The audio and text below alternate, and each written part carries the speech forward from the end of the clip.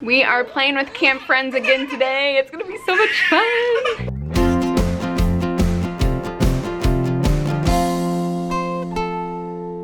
How do I get down here? This well. Okay, the elevator ship. We need a culture. You're in jail.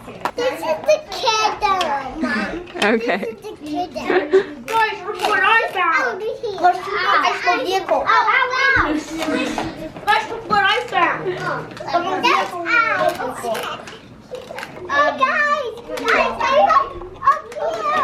That's the elevator. Are you gonna fall? Are you gonna fall?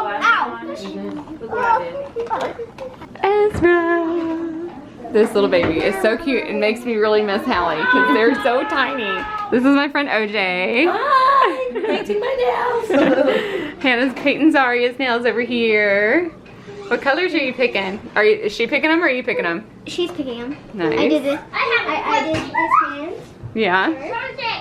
Ooh, pretty. I like this part. And now I'm working on this side. Nice. Good job, Hannah. Hey guys, while the kids are out playing with Miss Nicole, me and Aaron and OJ are going to talk to you a little bit about what all went on last week and has been going on. And for me, I feel like I was kind of wrecked last week.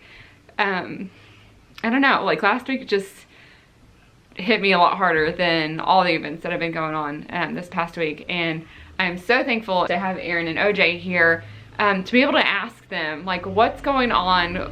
What's the meaning of different things that are going on? Why is it such a big deal?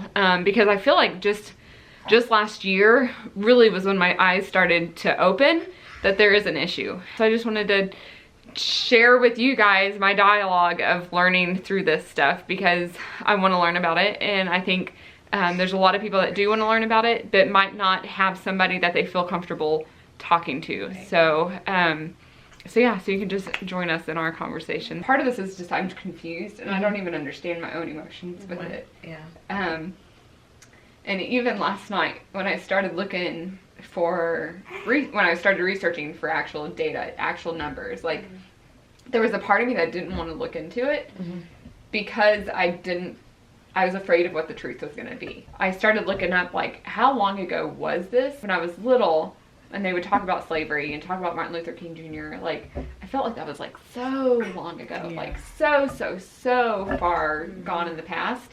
And then I looked up our whole family ancestry. My great-great-grandfather was around when slavery was still around. And then my grandparents, I just found out last night, were older than me when segregation was abolished. And that was like, this stuff is so recent. It's fresh. It's so recent. It's a lot more fresh than we like to admit it is. I think understanding what the country was built on, understanding the race and all that, that's important and that's a start. Yeah. But seeking to undo that, I personally think it's fantasy. And how do you eat an elephant? One bite at a time. Yeah. So you have to start, especially as moms, you have to start with your children. Yeah. And that's not to say don't be an activist, don't go out there and march and protest and blog about what you feel passionate about. But let's not be ignorant to what built this nation. Right. And that's seeped in racism and hatred. We're better, you're not. Yeah. Okay, so where do we go from here? Yeah. And how do I, as a mother of children, white, black, Asian, don't matter, how do I make it better for my generation? Another question that I think a lot of people can benefit from is understanding what the hashtag Black Lives Matter means. Honestly, whenever the hashtag Black Lives Matter started, and then I saw people rebuttaling with the All Lives Matter, I didn't know how big of an insult that was. You know, there's a meme going around right now that says, if all lives really mattered, then there would be no need for us to say Black Lives Matter. Right. Because if somebody can go in a neighborhood, their car broke down, and knock on a door for help and get killed for that reason, we need to other people need to learn, besides people who are black, that Black Lives Matter. Like if it was a beautiful blonde-haired boy who was a football player just like that guy was, walked up to somebody's door, they'd say, sure, come in. Can I give you something to drink? You can use my phone, but it's not going to happen because just as we were learning, these things are so ingrained. When you see a big black man, you are scared. Period. It's not even that black people don't feel that way, because we are all conditioned the same way. Black Lives Matter was started by 3 women. 3 black women, and it was after the Trayvon Martin ordeal back in 2012, I believe. And basically, the organization is for bringing awareness and solutions to the issues of race in our country. So it's Black Lives Matter is not anti-police. Right. Black Lives Matter is not about violent protesting. I mean, and you can, there's a really good website that if you want to check it out, it's called 11 Myths of the Black Lives Matter movement. And it's the 11 myths that the media continues to portray and perpetuate. And not all people that claim to be a part of the Black Lives Matter movement are really stand for what they stand for. We'll try to put a link in the description below on that so you can just go straight to that. One of my big things that I've been trying to figure out is what can I do? For your minority moms that may be growing up with no minorities around them, I think it's important that you instill in your children pride in who they are. And that was big for me because I was like one of the only black people. And so my mom made it very clear that you need to be proud of who you are. And so I really like the theory of windows and mirrors, right? All kids need windows and all kids need mirrors. Right. A mirror is, I can look at you and see myself. And a window is I can look outside and see somebody else. So if your whole community is a mirror, then you have to do something to step outside to give your kids a window. Now, you say I have 6 kids, where am I going? Go get some books where the characters in the books are not white. Okay. Start there. You know, there's your local library, get some picture books. So then your kids who may be around all white people would say, well, Mom, why does he look like that? Or why is he wearing that on his head? Or why does she look like that? That's giving them a window. So when you look at your ratio on a daily basis, how many windows and how many mirrors? And so you have to kind of see, okay, if it's all mirrors, for me it was the opposite. I had all windows. Yeah. There were like no mirrors. All the princesses were white, all my classmates were white, my best friends were white. There was only windows I had was my family. And we had lots of little boys. So little girls, I always wanted to be a little white girl because that's all I saw. Yeah. So my mom was like, okay, we got to get some mirrors in here so that you can love who you are. And so for me it was the opposite. I had way too many windows, not enough mirrors. And the mirrors and windows that you provide should foster love for themselves and love for others, because that's what God commands us to do. Love your neighbor as yourself. So we need to teach our kids how to love themselves and how to love others. Back up. Okay, now some of this is making it in. Hey, y'all it's taking a picture of us. No, It's taking a video, actually. Hands off, buddy. I don't know if your viewers are familiar with Jay Sekulow.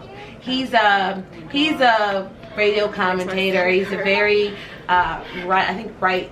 That's Yes. conservative, very right, very conservative. A lot of things he says I don't believe in and I don't agree with, but he's a brother in Christ.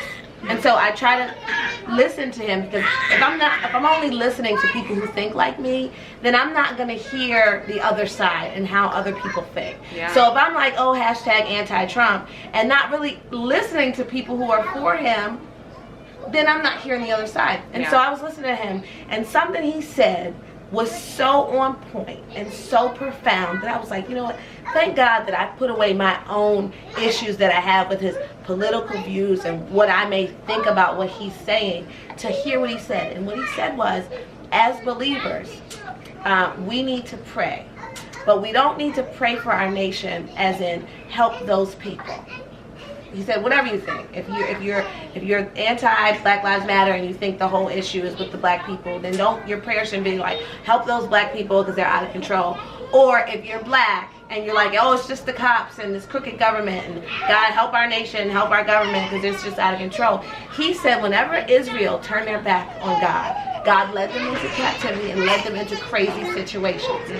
And what did Israel do? And the prophets and the leaders, they said, God, we have sinned. And he said, if we are not praying as believers, whether we're white, black, or whatever, in the first person, then we're not praying right, because we're not taking ownership for whatever role we have in the chaos. Real listening cannot happen unless we have a sincere desire to understand what we are hearing. And that's not an easy thing to manage, because it requires us to suspend judgment.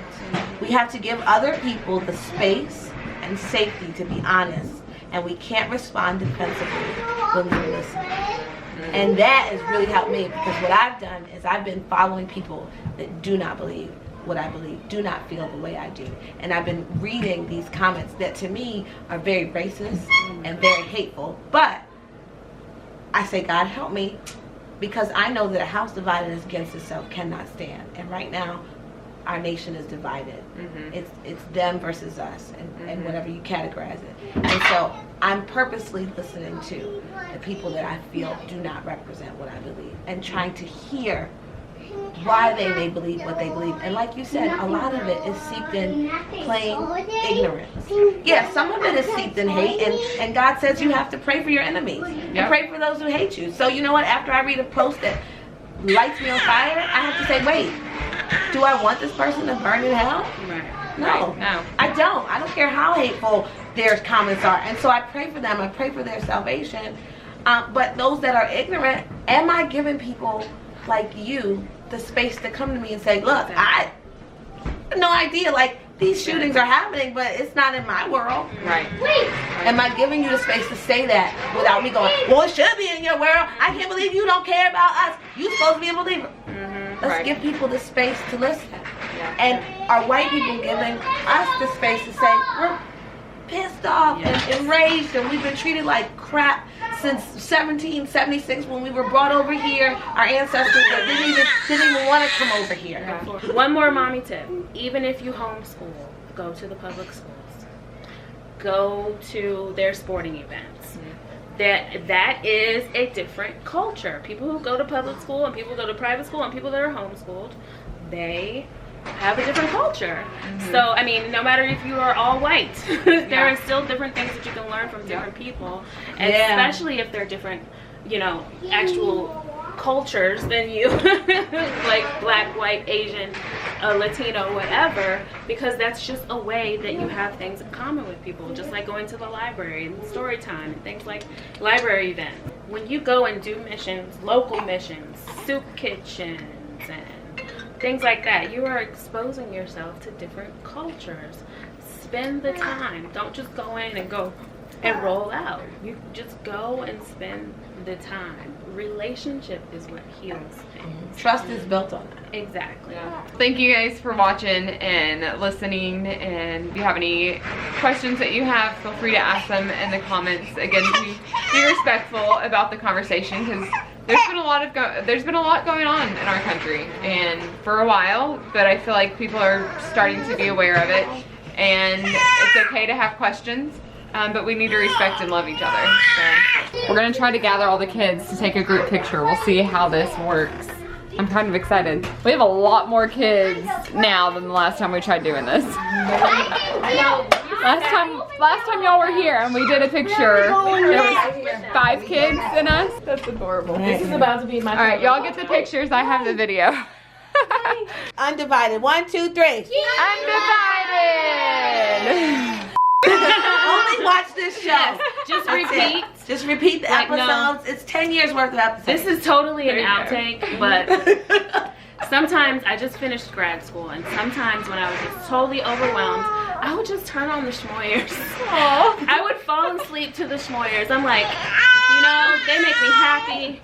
They're teaching their kids what I'm trying to teach mine. Spot in our nation. Exactly, and so I really would.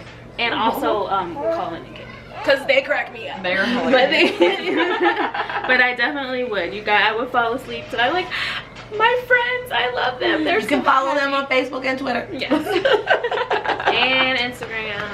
Yeah, and Instagram. Snapchat. Yep. Please follow our friends. We love them. Y'all are good. And who wants to not look at these faces? And they all look like this. Yeah, they do. They're all, yeah.